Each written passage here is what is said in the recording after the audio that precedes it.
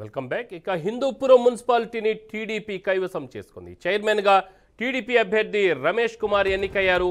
మొత్తం 38 కౌన్సిలర్లు హాజరు కాగా 23 మంది కౌన్సిలర్లు టీడీపీకి మద్దతు తెలిపారు. ఈ వ్యవహారాన్ని ఎమ్మెల్యే బాలకృష్ణ అన్ని తానై నడిపించారు.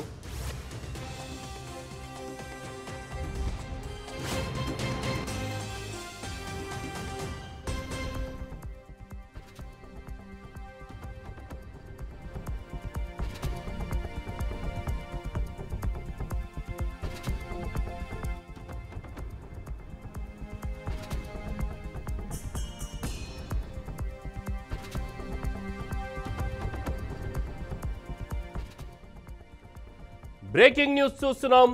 హిందూపురం మున్సిపాలిటీని టీడీపీ కైవసం చేసుకుంది. చైర్మన్గా టీడీపీ అభ్యర్థి రమేష్ కుమార్ ఎన్నికయ్యారు. మొత్తం 38 మంది కౌన్సిలర్లు హాజరు కాగా 23 మంది కౌన్సిలర్లు టీడీపీకి మద్దతు తెలిపారు. ఈ వ్యవహారాన్ని ఎమ్మెల్యే బాలకృష్ణ అన్నీ తానే నడిపించారు. ఇక దీనిపై మరింత సమాచారం మా ప్రతినిధి విజయ్ ఫోన్ లైన్ అందిస్తారు. విజయ్. రామారావు, అనంతపురం జిల్లా, ఉమ్మడి అనంతపురం జిల్లా హిందూపురం మున్సిపాలిటీ ఎన్నిక తీవ్ర గందరగోళంగా అయితే మారింది. అయితే తీవ్ర ఉత్కంఠంగా కూడా మారిందని చెప్పవచ్చు. అయితే ముఖ్యంగా గత ఎన్నికలలో దాదాపు మన ఆంధ్రప్రదేశ్ కి ఏకైక మున్సిపాలిటీ తాడిపత్రి ఒకటి గెలుచుకోగా ఇప్పుడు అదే అనంతపురం జిల్లాలో 2 మున్సిపాలిటీ కూడా కైవసం అవుతుంది. అయితే తెలుగుదేశం పార్టీ అధికారంలోకి వచ్చిన తర్వాత దాదాపు వైసీపీ కౌన్సిలర్లు మొత్తం అంతా వైసీపీ పార్టీకి రాజీనామా చేసి తెలుగుదేశం వైపు అయితే వాళ్ళు మొక్కు చూపినట్టు తెలుస్తుంది. దీంతో వైసీపీ అక్కడ మెజార్టీ కావాల్సిన సంఖ్య తగ్గిపోవడంతో అక్కడ మున్సిపల్ చైర్మన్ కూడా రాజీనామా చేసి తెలుగుదేశం పార్టీలో చేరింది. అప్పటి నుంచి ఈ సీటు పైన ఉత్కంఠంగా జరుగుతుంది. అయితే నేడు జరుగుతున్న ఎన్నికల్లో ముఖ్యంగా బాలకృష్ణ ఇక్కడ కీ రోల్, అంటే బాలకృష్ణ అన్ని తానే వ్యవహరిస్తూ తెలుగుదేశం పార్టీలోకి వచ్చిన కౌన్సిలర్లందరినీ ఈ రోజు అధికారం చేపట్టేందుకు మున్సిపాలిటీ కైవసం చేసుకునేందుకు పావులు కడుతున్నారు. అయితే వైసీపీ కూడా అంతే ప్రతిష్టాత్మకంగా తీసుకుని ఎట్టి పరిస్థితుల్లోనూ మున్సిపల్ చైర్మన్ వాళ్ళ చేతి నుంచి జారిపోకూడదని చెప్పి వారి పైన వెపన కూడా ప్రయోగించింది. ఏదైతే పార్టీ సింబల్ ద్వారా గెలిచి వైసీపీ నుంచి వీడి తెలుగుదేశం పార్టీలోకి వెళ్లిన కౌన్సిలర్ల అభ్యర్థిత్వం చెల్లదంటూ వారు ఇదివరకే ఆ వెపన అయితే ప్రయోగించినట్టు తెలుస్తుంది. అయితే ఏది ఏమైనా ఈ రోజు దాదాపు 23 మంది, ఇంతకుముందు 10 మంది కౌన్సిలర్లు ఉండగా ఇప్పుడు 13 మంది దాదాపు తెలుగుదేశం పార్టీలోకి రావడంతో మొత్తం 23 మంది 38 స్థానాలు కానీ 23 మెజార్టీ తెలుగుదేశం వైపు ఉంది. అలాగే బాలకృష్ణ అంటే ఎమ్మెల్యేను ఎంపీ ఓట్లతో 25 సంఖ్య పెరిగే అవకాశం ఉంది కనుక పూర్తిగా ఏదైనా తెలుగుదేశం పార్టీ వైపే ఈ మున్సిపల్ చైర్మన్ అయితే వచ్చే అవకాశం ఉన్నా. కాబట్టి చివరి వరకు వైసీపీ జిల్లా అధ్యక్షురాలు మాజీ మంత్రి ఉషా శ్రీచరణ్ దగ్గరుండి అన్ని పర్యవేక్షిస్తున్నారు. ఎట్టి పరిస్థితుల్లోనూ మున్సిపాలిటీ చేజారకూడదని అయితే తన ప్రయత్నాలు చేస్తున్నారు. అయితే ఉషా శ్రీచరణ్ కూడా నిన్న అయితే ఇది న్యాయానికి అన్యాయానికి మధ్య జరుగుతున్న సంఘటన అని చెప్పి పూర్తి తెలుగుదేశం పార్టీ పూర్తి నీచానికి అయితే పాల్పడిందని ఉషా శ్రీచరణ్ నిన్న తెలియజేయడం అయితే జరిగింది. అది ఏమైనా ఈ రోజు మున్సిపల్ ఎన్నిక ముగిసేంత వరకు తీవ్ర గందరగోళం పరిస్థితుల్లోనే సాగనుంది. అయితే బాలకృష్ణ ఎటువంటి పరిస్థితుల్లోనూ జారిపోకూడదని బాలకృష్ణ ప్రతిష్టాత్మకంగా ఈ మున్సిపల్ ఎన్నికలను తీసుకొని ఈ రోజు ప్రమాణ స్వీకారం చేసే వరకు నేను ఇక్కడే ఉంటాను అని చెప్పి ధీమాగా ఉన్నట్లు తెలుస్తోంది. రామారావు. ఎస్ విజయ్, అసలు ఎందుకు ఇది జరుగుతుంది అంటే ఆంధ్ర రాష్ట్రంలో ఇప్పుడు 2 మున్సిపాలిటీలు కేవలం గతంలో వైసీపీ ప్రభుత్వం ఉన్నప్పుడు కేవలం కాకినాడ కార్పొరేషన్లో మాత్రమే కొంత అక్కడ ఒడిదొడుకులు జరిగాయి. కాబట్టి అభిశంసన తీర్మానం చేసి అక్కడ వైసీపీ కైవసం చేసుకుంది తప్ప మిగతా ఎక్కడ కూడా ఇలాంటి పరిస్థితి ఏర్పడలే. ఇక్కడ తెలంగాణలో కానీ తెలంగాణలో కూడా ఇటీవల అలాంటి తంతే జరిగింది. మున్సిపాలిటీని కైవసం చేసుకునే తంతే జరిగింది అంటే అధికార ప్రభుత్వం పార్టీ. ఇప్పుడు అక్కడ కూడా అదే తంతు స్టార్ట్ అయింది. అయితే మరోవైపు చూస్తే ఏంటంటే 6-7 నెలల్లోనే అక్కడ ప్రజా వ్యతిరేకత అనేది మూట కట్టుకుంది కూటమి ప్రభుత్వం అనేది ఒక విమర్శ అయితే ఉంది. సో దీన్ని డివేట్ చేయడం కోసమే ప్రజలను అంటే వ్యతిరేకత అనేది తీసివేయడం కోసమే వాళ్ళ మనసుల నుంచి ఈ విధంగా మున్సిపాలిటీల్ని కైవసం చేసుకునే ప్రయత్నం జరుగుతున్నాయని చెప్పేసి కూడా ఒకవైపు విమర్శలు వస్తున్నాయి. ఈవెన్ తిరుపతిలో ఈరోజు చూసినా కూడా అదే దిశలో వెళ్తుంది. సో అనంతపురం ఇక్కడ మన హిందూపురం విషయంలో కూడా మున్సిపాలిటీని కైవసం చేసుకునే పరిస్థితుల్లో కూడా మరి ప్రలోభాలకు పాల్పడినట్లుగా ప్రలోభాలకు గురి చేసినట్లు కూడా కొంత విమర్శలు వస్తున్నాయి. దీన్ని ఎలా చూడాలి? అయితే రామారావు, మనం ఒకటి గమనించాల్సి వస్తుంది. హిందూపురం అనేది తెలుగుదేశం పార్టీకి పెట్టని కోట. అంటే దాదాపు 1983 ఎప్పుడైతే ఎన్టీ రామారావు గారు ఇక్కడి నుంచి తెలుగుదేశం పార్టీ స్థాపించినప్పటి నుంచి హిందూపురం పార్టీలో ఏ ఒక్క జెడ్పీటీసీ కానీ అలాంటి ఎంపీటీసీలు కానీ వేరే పార్టీ కైవసం చేసుకున్న దాఖలాలు లేవు. అయితే మొన్న జరిగిన కొన్ని రాజకీయ పరిణామాల వల్ల, అంటే ఇది తెలుగుదేశం పార్టీ కొన్నింటికి దూరం కావడం వల్ల అక్కడ తెలుగుదేశం పార్టీ పూర్తి ప్రచారం అంటే రాష్ట్ర వ్యాప్తంగా అయితే ఇలాంటి సంఘటన చోటు చేసుకుంది. అయితే ఎవరైతే తెలుగుదేశం పార్టీని కాదని వైసీపీలోకి వెళ్ళి అంటే మున్సిపల్ చైర్మన్ అయిన తర్వాత దాదాపు 2 సంవత్సరాలు గడిచింది. ఆ 2 సంవత్సరాల తర్వాత తెలుగుదేశం పార్టీ అధికారంలోకి వస్తానే వెంటనే అంటే వారు నిజం ఒక రకంగా చెప్పాలంటే స్వలాభం కోసమే అని చెప్పచ్చు. ఏ పార్టీ వైపు ఉంటే అటు ఆ పార్టీ వైపు మొగ్గు చూపుతున్నారు అనేది ఒక కాన్సెప్ట్ అయితే, మరొకటి ముఖ్యంగా నందమూరి బాలకృష్ణ ప్రాతినిధ్యం వహిస్తున్న మున్సిపాలిటీ అంటే హిందూపురం నియోజకవర్గంలో వేరే పార్టీకి అవకాశం ఉండకూడదని ఒక కాన్సెప్ట్ తో అయితే అప్పటికంటే ఇప్పుడు లేపిన తిరగాదు.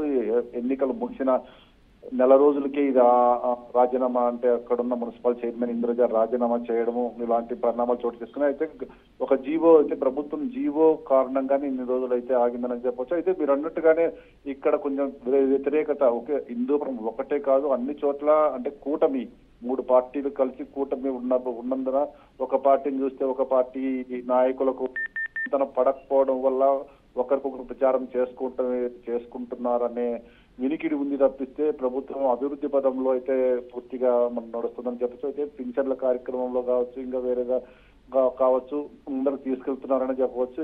కేవలం ఈ కొంతమంది పార్టీకి వ్యతిరేకంగా చేస్తున్న వారి మాటల వల్లే ఇలాంటి వ్యతిరేకత వస్తున్నాయి తప్పిస్తే ఇంకా వేరే ఏమీ కారణం లేదని చెప్పవచ్చు. అయితే ముఖ్యంగా మీరు అన్నట్టుగా మున్సిపాలిటీని కైవసం చేసుకోవడం ఇది రాజకీయ ఎత్తుగడలని చెప్పవచ్చు. ఏ పార్టీ వచ్చినా ఆ పార్టీకి అనుకూలంగా వ్యవహరించడం సర్వసాధారణం అయిపోయింది. అందులో భాగంగానే ఈరోజు హిందూపురం మున్సిపాలిటీలో కూడా అదే సీన్ రిపీట్ అవుతుందని చెప్పవచ్చు రామారావు మనం. Right Vijay, thank you.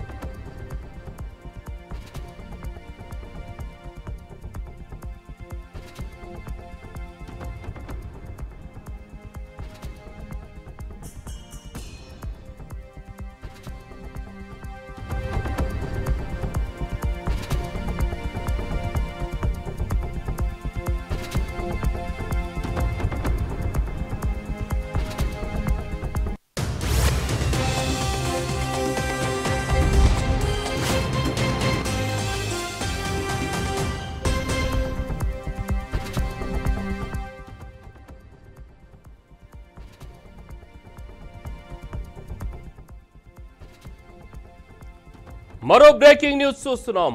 Andhra Pradesh పురపోరులో ఉత్కంఠ నెలకొంది. కూటమి వైసీపీ మధ్య తీవ్ర పోటీ జరుగుతోంది. 10 కార్పొరేషన్లు మున్సిపాలిటీల్లో డిప్యూటీ వైస్ చైర్మన్లకు ఎన్నికలు జరగనున్నాయి. కూటమి ప్రభుత్వం ఈ విషయాన్ని సీరియస్గా తీసుకుంది.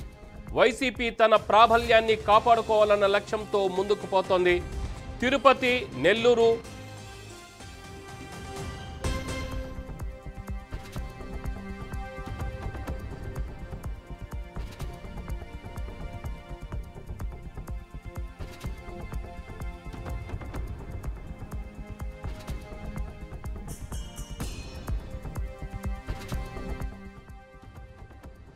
బ్రేకింగ్ న్యూస్ చూస్తున్నాం. నెల్లూరు జిల్లాలో డిప్యూటీ మేయర్కు అభ్యర్థులు నామినేషన్లు దాఖలు చేశారు. నెల్లూరు డిప్యూటీ మేయర్గా తహసీన్ విజయం సాధించారు. టీడీపీకి అనుకూలంగా 41, వైసీపీకి మద్దతుగా 21 ఓట్లు వచ్చాయి.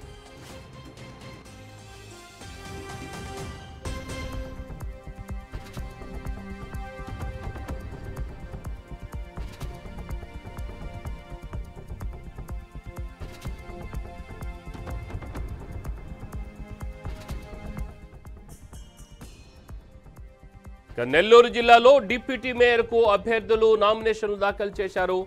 నెల్లూరు డిప్యూటీ మేయర్గా తహసీన్ విజయం సాధించారు. టీడీపీకి అనుకూలంగా 41, వైసీపీకి మద్దతుగా 21 ఓట్లు వచ్చాయి. దీంతో టీడీపీ అభ్యర్థి తహసీన్ డిప్యూటీ మేయర్గా విజయం సాధించినట్లుగా అధికారులు డిక్లేర్ చేశారు.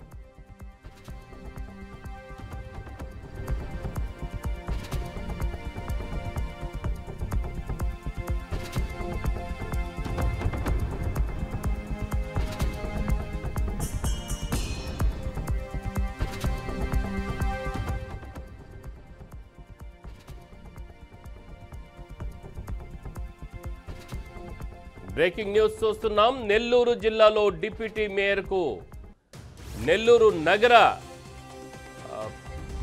కార్పొరేషన్కు డిప్యూటీ మేయర్కు అభ్యర్థులు నామినేషన్లు దాఖలు చేశారు. నెల్లూరు డిప్యూటీ మేయర్గా తహసీన్ విజయం సాధించారు. తెలుగుదేశం పార్టీకి అనుకూలంగా 41 మంది ఓటు వేశారు. వైసీపీకి మద్దతుగా 21 మంది కార్పొరేటర్లు ఓటు వేశారు. దీంతో టీడీపీ అంటే కూటమి అభ్యర్థి అయిన తహసీన్ డిప్యూటీ మేయర్గా విజయం సాధించినట్టుగా మరి అధికారులు డిక్లేర్ చేశారు.